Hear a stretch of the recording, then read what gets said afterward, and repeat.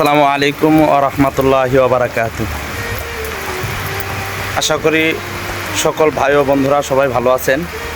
আজকে শুক্রবার, জুমার দিন, নামাজ শেষেই আল্লাহ তাআলার পক্ষ থেকে রহমতের বৃষ্টি নেমেছে।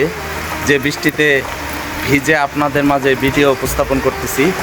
আসলেও অনেক ভালো লাগতেছে যে এত সুন্দর রহমতের বৃষ্টি, যে বৃষ্টি মানুষকে রহমতের দিকে টানে। এবং কি আমাদের শেষ নবী হযরত মুহাম্মদ সাল্লাল্লাহু আলাইহি ওয়াসাল্লাম বলেছেন যে এই বৃষ্টির ভিতরে তোমরা মহান আল্লাহ তাআলার কাছে বেশি বেশি দোয়া করবে, কেননা এই বৃষ্টির সময় দোয়া আল্লাহ তাআলা কবুল করেন।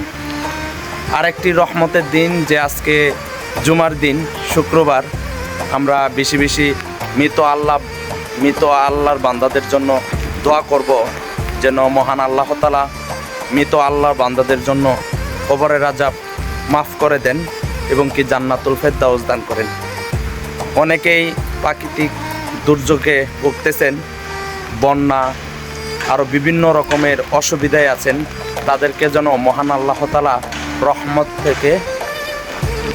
রহমত দিয়ে বরকত দিয়ে ভরিয়ে রাখেন এবং কি তাদের সকল বালা মুসিবত থেকে মুক্তি করে দেন।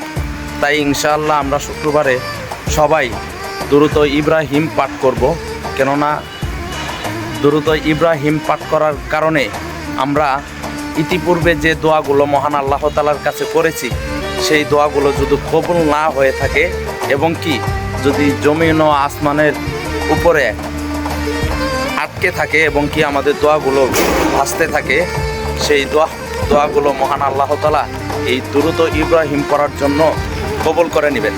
তাই ইনশাআল্লাহ আমরা সবাই দুরূদ ইব্রাহিম বেশি বেশি পাঠ করব এবং কি আমরা যারা আজকে নামাজ পড়ি, কালকে নামাজ পড়ি বলে সময় নষ্ট করতেছি, তারা দ্রুত মহান আল্লাহ তাআলার কাছে তওবা করে নামাজে শামিল হয়ে যাব, কেননা নামাজই আপনাকে গুনাহের কাছ থেকে দূরে সরিয়ে রাখবে এবং কি নামাজই আপনাকে রহমতের দিকে টানবে।